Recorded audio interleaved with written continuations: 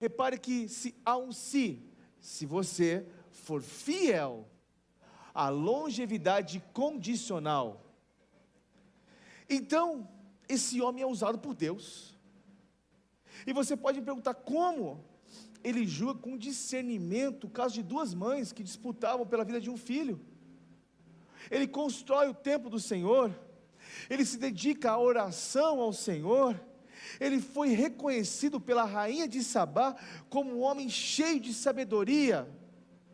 Mas, meus irmãos, a vida de Salomão nos traz lições e advertências que não podem ser ignoradas se quisermos terminar bem a nossa vida. Qual é a primeira advertência que nós aprendemos com a biografia de Salomão? Em primeiro lugar, pequenas concessões produzem grandes quedas. Repita comigo: pequenas concessões produzem grandes quedas. Repare o texto, vai dizer para nós, primeiro livro de Reis, capítulo 3, de verso 3, o texto vai dizer assim, olha isso comigo, irmãos: Salomão amava o Senhor, andando nos preceitos de Davi, seu pai, vírgula, porém, sacrificava ainda nos altos. Porém, sacrificava ainda nos altos. Pastor, o que é os altos? Vamos lá. Em Deuteronômio 12, o Senhor já tinha dito ao seu povo que se alguém fizesse uma adoração, esse lugar tinha que ser exclusivo a Deus, exclusivo ao Senhor. Mas o tempo ainda não tinha sido feito. Estamos ainda no primeiro livro de Reis, capítulo 3. O templo não foi inaugurado. Ele tinha acabado de receber o cajado, o bastão, o reinado. E agora? Esse lugar era um alto onde os deuses cananeus eram adorados. Mas você pode perguntar: pastor, mas Salomão não estava adorando a Deus nesse lugar? Ele estava adorando a Deus nos lugares altos. Só que estes lugares, Deus não aprovava. Você pode adorar a Deus em muitos lugares hoje, porque nós estamos nos tempos da graça. Mas as pequenas concessões que você abre, pode produzir uma grande queda espiritual na sua vida. Você entendeu? Entenderam? Meus irmãos, esse porém revela que embora a vida de Salomão estivesse com o Senhor, uma pequena concessão abriu uma brecha, um rombo espiritual na vida de Salomão. Foi justamente essa pequena concessão que anos depois ele constrói altares aos deuses pagãos. E eu fico vendo algumas pessoas falando com tanta eloquência de Salomão, mas acho que essas pessoas não leram a Bíblia, porque Salomão não é um exemplo de um bom rei.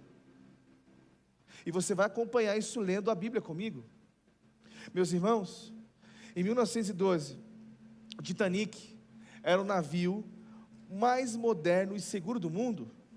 Durante uma viagem, a sua tripulação recebeu vários avisos por rádio de outros navios que haviam icebergs, mas eles não deram atenção. O que aconteceu? O Titanic naufragou, mais de 1.500 pessoas morreram. A queda de Salomão também não acontece um dia. Ela foi construída por pequenas concessões. O texto diz que ele amava o Senhor, porém sacrificava nos altos. Hoje Deus está te dando alguns avisos. Um sermão que você ouve, um versículo que te confronta, um conselho de um irmão, a voz do Espírito Santo na sua consciência dizendo: não faz mais isso. O perigo, sabe qual é o nosso perigo de hoje? Nada demais, pastor. É um negócio escuso na sua empresa.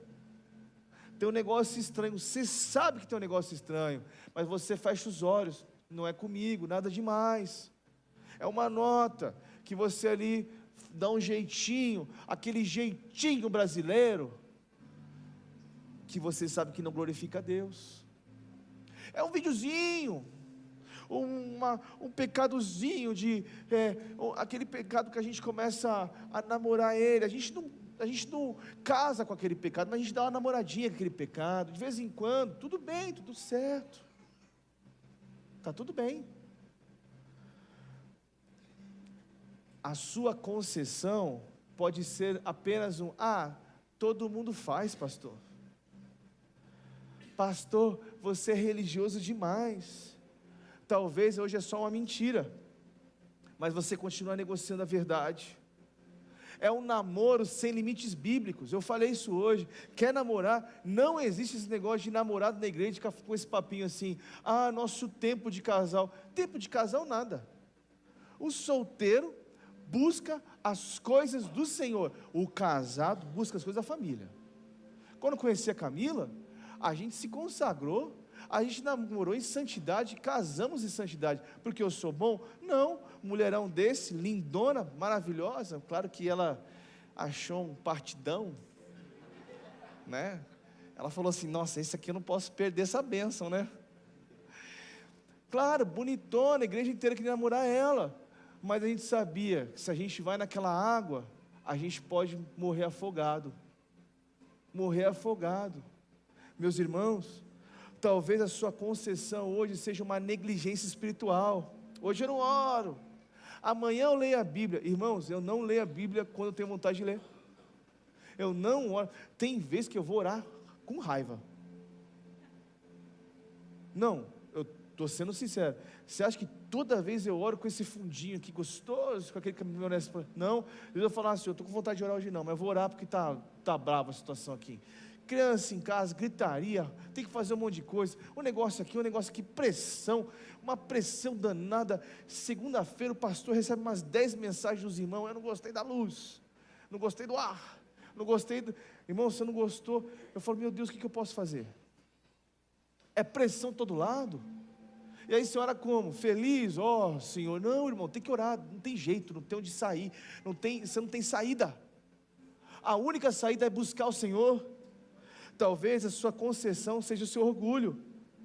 Cara, você não aceita a correção de ninguém. De ninguém.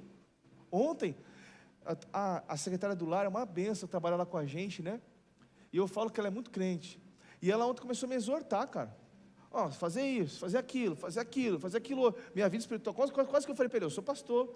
Não, o que ela falou fazia muito sentido, que eu tinha que melhorar. Eu falei: tá bom, obrigado por esse conselho. Então, quase que eu falei: meu Deus, você não aceita uma sugestão, você não aceita ninguém te corrigir, você não aceita ninguém falar para você que você precisa melhorar. Você sempre quer o sábio, é o melhorzão, o bonitão, o cheirosão, né? Poxa, isso é orgulho, cara. Orgulho. Você não aceita ninguém. Às vezes um funcionário seu pode falar uma coisa para você que pode mudar a sua empresa. Às vezes a pessoa que está varrendo lá onde você trabalha, lá, ela pode te dar um insight que pode mudar tudo. Aceite os conselhos. Aceite. Seja humilde. A sua concessão, o seu orgulho, ele pode te levar para as ruínas. Mas qual é a segunda advertência? Se quisermos terminar nossa vida bem, preste atenção agora em mim. Sua experiência de vida ou sabedoria não te garante fidelidade.